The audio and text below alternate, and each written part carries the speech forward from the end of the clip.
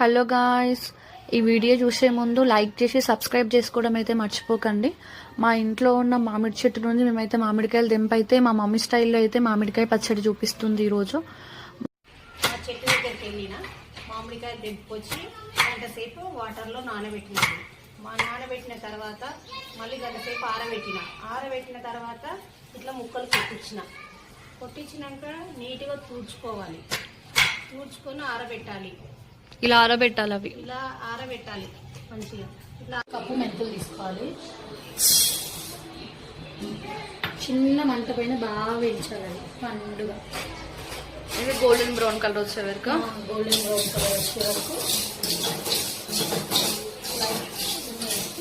ఇందాక మనం మెంతులు అయితే ఏ కప్పుతో కొలుచుకున్నామో అదే కప్పుతో 3 కప్పుల జీలకర్ర కొలుచుకొని అది కూడా సేమ్ అట్లనే స్లో ఫ్లేమ్ లో మంచి ఫ్రై చేసుకోవాలన్నమాట. బ్రౌన్ కలర్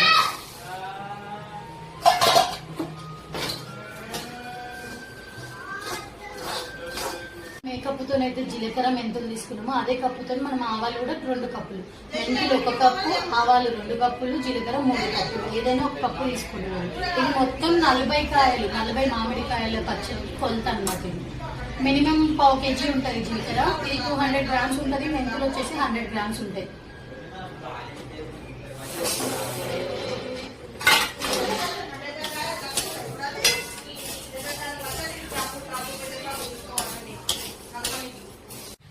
ఇందాక మనం ఫ్రై చేసి పెట్టుకునేవన్నీ పౌడర్స్ చేసుకున్నాం కదా, ఆ పౌడర్స్ అన్నమాట. 3 పౌడర్స్: జీలకర్ర, మెంతులు, ఆవపిండి 3. ఇవి ఇట్లా గ్రైండ్ చేసి పెట్టుకున్న తర్వాత మనకు 40 మ్యాంగోస్కి మనకు 2 kg అల్లం వెల్లుల్లి పేస్ట్. ఈ అల్లం వెల్లుల్లి పేస్ట్ కూడా ఇప్పుడే తీసి ఇప్పుడే పేస్ట్ చేసి పెట్టుకోవాలి. ఫ్రెష్గా ఉండాలి అల్లం వెల్లుల్లి పేస్ట్.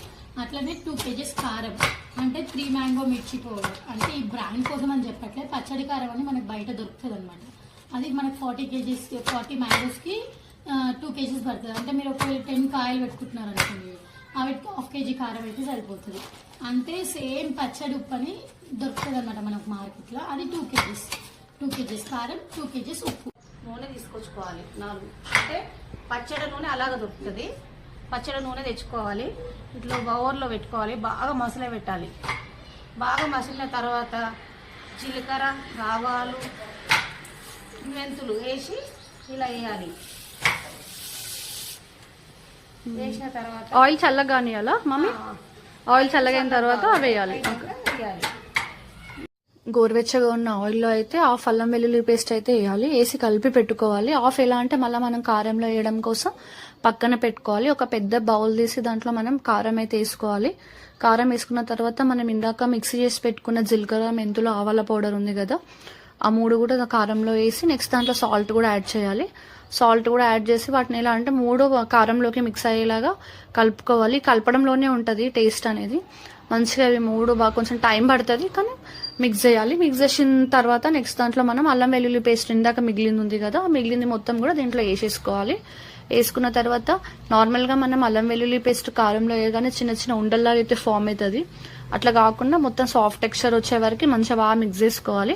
మిక్స్ చేసిన తర్వాత దీంట్లో మనం ఎల్లిపాయలు కూడా యాడ్ చేయాలి. ఎల్లిపాయలు వేసిన తర్వాత కూడా మొత్తం కలపాలి. కలిపిన తర్వాత ఇందాక మనం కట్ చేసి పెట్టుకున్న మామిడికాయ ముక్కలు ఉన్నాయి కదా, అవి కూడా దీంట్లో వేయాలి. అవి వేసిన తర్వాత మెల్లమెల్లిగా మొత్తం అంతా ఉన్న మనం ఇందాక కలిపి పెట్టుకున్న కారం, ఉప్పు మొత్తం ఈ ముక్కలకు మంచిగా పట్టేలాగా అయితే మంచిగా కిందకి మీదకి కలపాలి.